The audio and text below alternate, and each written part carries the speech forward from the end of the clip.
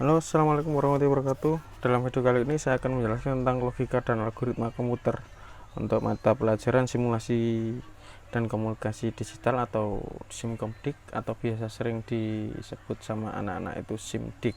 Yang pertama, apa itu logika?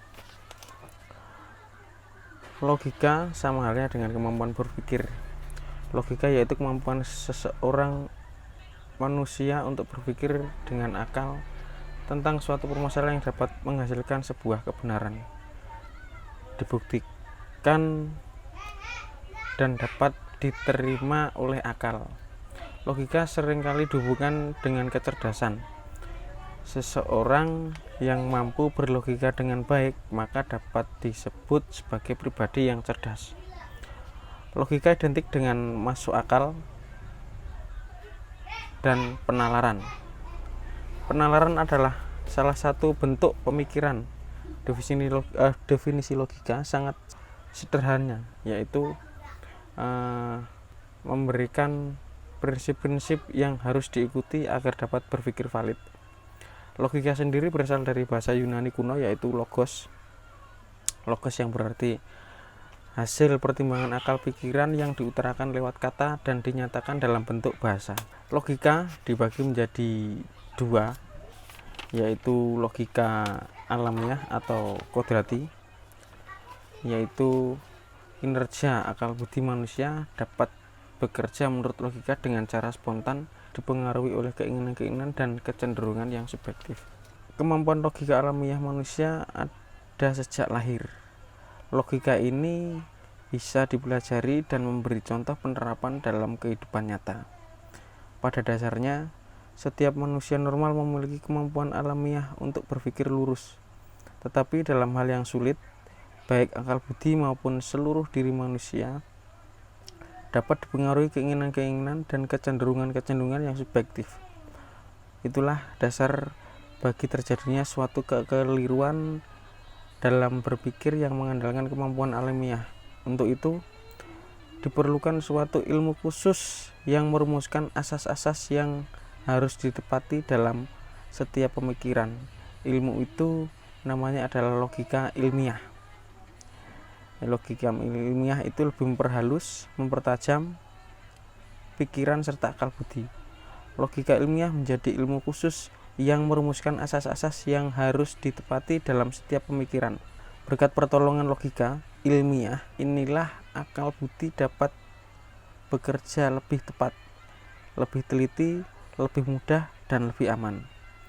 Logika ilmiah dimaksudkan untuk menghindarkan kesalahan.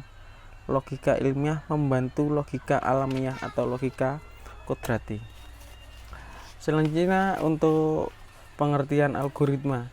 Algoritma berasal dari ilmuwan Arab, yaitu Abu Ja'far Muhammad Ibnu Musa Al-Khawarizmi dalam bukunya yang berjudul Al-Jabar wal Mukhabalah. Algoritma menurut para ahli, menurut Rinaldi Munir, yaitu urutan langkah-langkah logis dalam menyelesaikan masalah yang disusun secara sistematis. Dari pembahasan di atas dapat ditarik kesimpulan bahwasanya logika dan algoritma adalah ilmu yang mempelajari cara penyelesaian suatu masalah berdasarkan urutan langkah-langkah terbatas yang disusun secara sistematis dan menggunakan bahasa yang logis dengan tujuan tertentu. Berikut saya kasih contoh untuk algoritma sederhana. Jadi yang pertama, permasalahan penukaran isi dua gelas. Diberikan dua buah gelas A dan B. Gelas A berisi air teh dan gelas B berisi air kopi.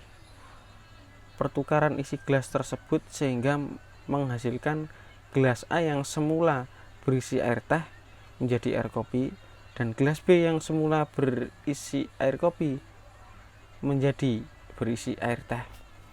Ini untuk ilustrasi gambarnya saya paparkan sebentar. Jadi bagaimana cara dari gambar A dan B ini nanti bisa berpindah.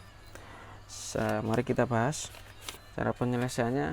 Yang pertama harus kita siapkan dulu untuk mempertukarkan isi gelas dengan benar, maka diperlukan gelas tambahan yang kita namakan gelas C sebagai tempat tampungan sementara. Berikut algoritmanya. Yang pertama, siapkan gelas cadangan C. Tuangkan air teh dari gelas A ke dalam gelas C. Dengan begitu gelas A menjadi kosong. Yang ketiga, tuangkan air kopi dari gelas B ke dalam gelas A. Dengan demikian gelas B akan menjadi kosong. Tuangkan air teh ke dalam gelas C ke dalam gelas B. Berikut adalah hasilnya. Maka akan terjadi sebuah algoritma yang benar. Jadi dari ilustrasi tersebut dapat dilihat bahwa penyelesaian masalah penukaran isi dua buah gelas sangat sederhana. Di sini digunakan urutan langkah yang masuk akal atau logis sehingga isi dari keduanya sudah berpindah media dari A ke B, B ke A. Inilah yang dinamakan algoritma.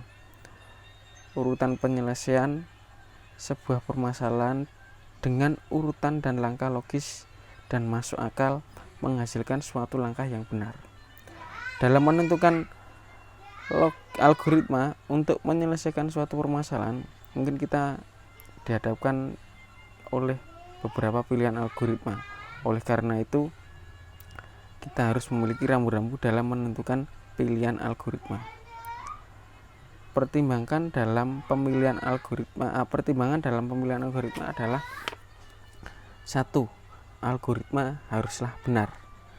Algoritma akan memberikan keluaran sesuai seperti yang diharapkan dari jumlah masukan yang diberikan. Tidak peduli sebagus apapun algoritma, jika memberikan keluaran yang salah, maka sudah pasti logik algoritma tersebut bukanlah algoritma yang baik. Yang kedua, seberapa baik hasil yang dicapai oleh algoritma. Hal ini sangat penting, terutama pada algoritma yang membutuhkan aproksimasi hasil, yaitu algoritma yang hasilnya hanya berupa pendekatan. Algoritma yang baik harus mampu memberikan hasil yang sedekat mungkin dengan nilai yang sebenarnya. Yang ketiga adalah efisiensi. Efisiensi algoritma dapat dilihat dari dua hal, yaitu efisiensi waktu dan memori.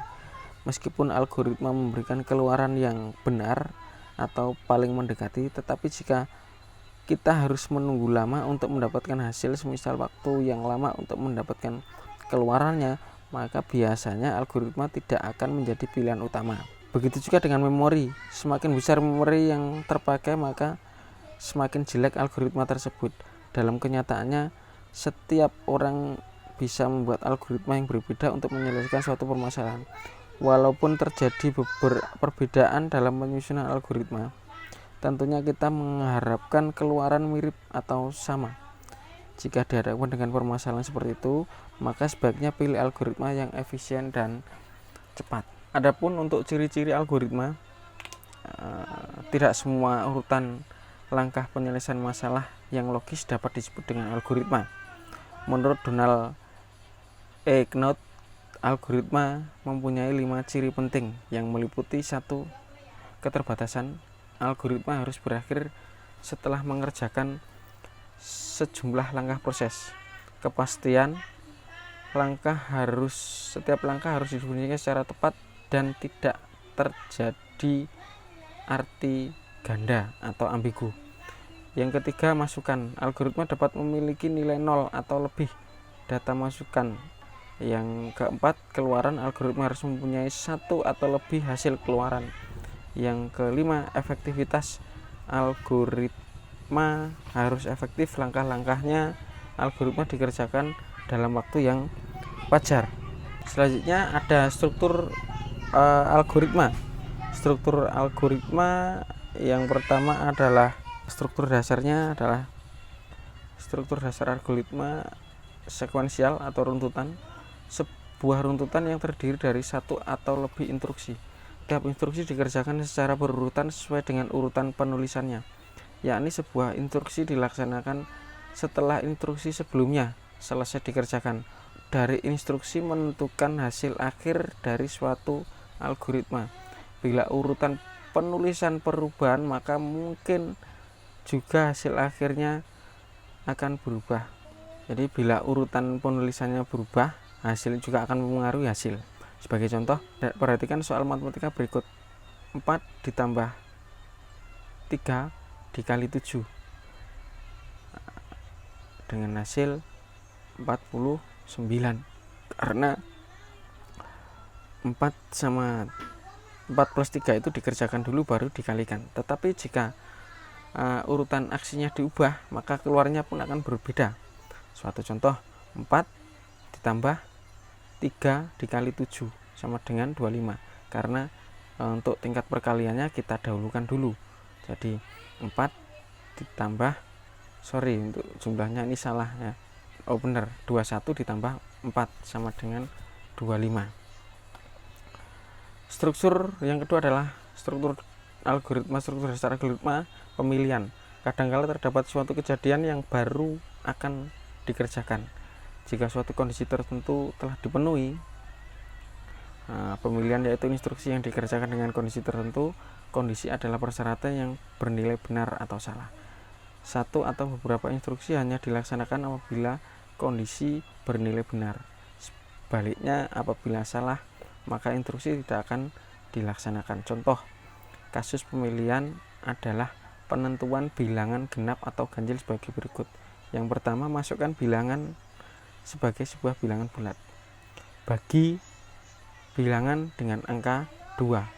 Simpan nilai sisa pembagian dalam variabel sisa. Jika nilai sisa dengan 0, maka kerjakan langkah 4. Tampilkan ke layar.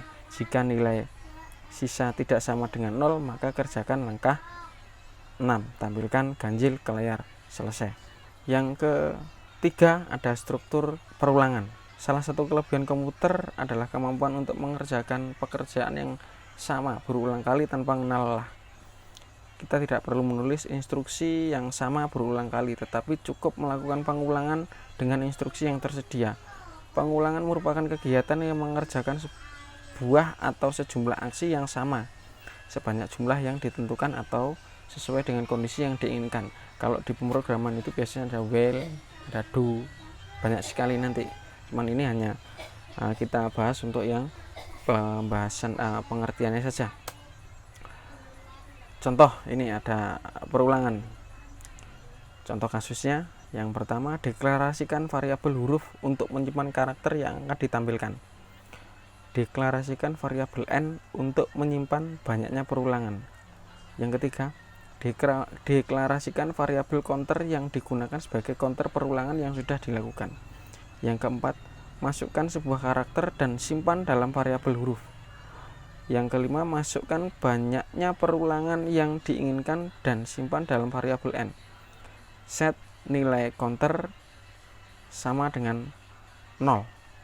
Yang terakhir, yang ketujuh, tampilkan huruf ke layar. Yang kedelapan, lakukan penambahan counter dengan angka 1.